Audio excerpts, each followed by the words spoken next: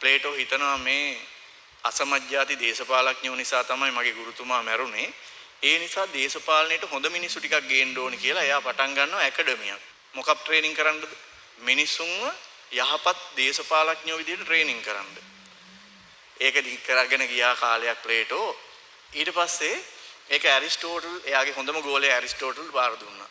Political ඇකඩමි එක කරගෙන යන්න කියලා. ඇරිස්ටෝටල් තමයි ඊට පස්සේ ඒක කරගෙන ගියේ. ඒ කරගෙන යනකොට අවුරුදු 15න් එයා ගාවට ආව තව එක්කෙනෙක්. ඇලෙක්සැන්ඩර්. එයා තමයි පස්සේ කාලෙක මහා ඇලෙක්සැන්ඩර් වුණේ.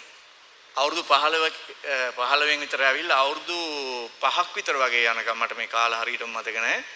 එයා ඉගෙන ගත්තා මොනවද? මානව දයාව, මානව වර්ගයා කෙරෙහි පාලකයෙක් තුල තියෙන්න ඕනේ මොනවද? නම්‍යශීලී ගති ලක්ෂණ. ඒ ගොඩාක් ಜಾති ඉගෙන ගත්තා. දන්නවනේ ඊට පස්සේ කරපුදේ මේ අකා ගිහිල්ලා ඊට පස්සේ මොකද කරේ? මහා ආඥාදායකෙක් වෙලා මිනිස්සු මර රටවල් අල්ලන්න ගත්තා.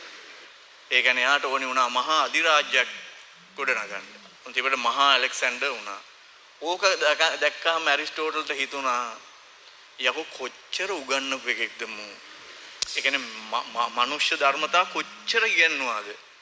එච්චර උගන්නපු එකත් බලය හම්බ වුණාම මොකද වෙන්නේ?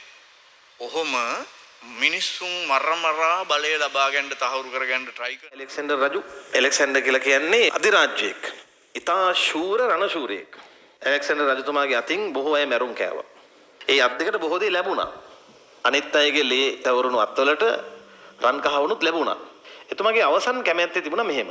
තමන්ගේ මිනි පෙට්ටිය සකස් කරන්න කියලා කිව්වා. තමන්ගේ මිනි පෙට්ටිය අරගෙන යනකොට වටේ ඉන්න මිනිස්සුන්ට තමන්ගේ අත් දෙක පේන්න ඕනේ. අත් දෙක එළියට පේන විදිහට සකස් කරන්න කිව්වා. දෙවෙනියට එයා කිව්වා තමන්ට වෙදකම් කරපු දක්ෂ වෛද්‍යවරු 4 දෙනෙක් තමන්ගේ මිනිය ඔසවගෙන ආ යුතුයි. තුන්වෙනියට කිව්වා මිනිය ඔසවගෙන යන්න පටන් ගන්න තැනේ ඉඳන් මිනි වලදා තමන් හම්බ කරපු රන් රිදී මුතුමැණික් සියල්ල ඉසිමින් යා යුතුයි. එක පුද්ගලයෙක් ඉස්සරහින් මේකට හේතු කීකේ යන්න ඕන. පළවෙනි එකට හේතුව මොකද්ද? අත් දෙක දෙපැත්තට දික් කරගෙන ඉන්න එකේ. මේ අත් වලින් බොහෝ අය මරුන් කෑවට මට ලැබිච්ච දෙයක් නෑ කියන එක ඉස්සරහින් කෙනෙක් කීකේ යනවා. වෛද්‍යවරු 4 දෙනෙක් ඔසවගෙන යන්නේ ඇයි? දැන් ඉන්න දක්ෂම වෛද්‍යවරු 4 දෙනෙක් වට වුණත් නැවට තමන්ට ජීවිතය ගන්න විදිහක් නෑ කියලා ඉස්සරහින් කියාගෙන යනවා. රන් රිදී මුතුමැණික් ටික හිමින් යන්නේ මේසා විශාල වූ ධනස්කන්ධයක් රැස් කළත් මරුණට පස්සේ මට ඒක ගෙනියන්න ලැබුණේ නෑ කියන පණිවිඩය දෙන්න. ඒතකොට ඇලෙක්සැන්ඩර් රජතුමා මැරුණේ දුප්පතෙක් විදිහටද?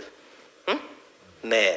අධිරාජ්‍යයක් විදිහට ඉඳලා බොහෝ සැප සම්පත් විඳලා බුද්ධිය තියෙන මිනිහෙක් විදිහට මැරිලා ගියා.